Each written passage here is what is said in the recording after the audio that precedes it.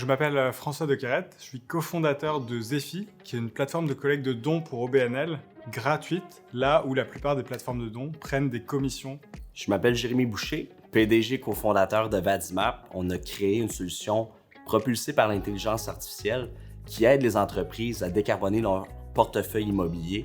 Il se trouve que les États-Unis, c'est le marché culturellement le plus proche du Canada. Et on a reçu le conseil de faire ça plutôt tôt que tard pour démontrer notre capacité à réussir dans ce pays. C'est vraiment de ne pas faire de plan trop précis, mais plutôt de s'adapter parce que les choses vont être extrêmement différentes. Et donc il faut se lancer plutôt que de faire de la théorie. Si on regarde à New York, l'énergie coûte plus cher et plus polluante, et en plus le cadre réglementaire est plus strict.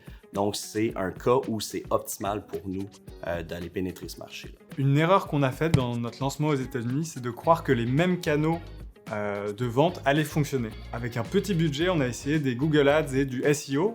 On s'est rendu compte que ça marchait extrêmement bien. Dès le début, on aurait été plus ouvert sur les canaux au lieu d'essayer d'appliquer la même méthode. Ce qui a vraiment marché, c'est plutôt de nous positionner sur les bons mots-clés, donc les personnes qui cherchent plateforme de collecte de fonds sans frais pour nous faire connaître aux États-Unis. Participer à des salons ou des conférences, c'est vraiment ce qui nous a amené des conversations, des discours et ce qui nous a ouvert des marchés. On a participé à une mission commerciale avec une délégation du Québec qui a fait en sorte qu'on a eu des rencontres en face à face, ce qui nous a permis de closer des deals directement là-bas. On s'est entouré de soit des partenaires, soit des gens qui sont ici. Les gens qui sont ici, c'est des équipes d'Investissement Québec international et nous ouvrir des portes avec des leads potentiels aussi sur le marché français ou les marchés américains. Et parfois, c'est des conseils très concrets, par exemple, pour ouvrir notre entité et notre compte en banque, on est passé par Stripe Atlas, qui est un programme qui accélère les démarches administratives.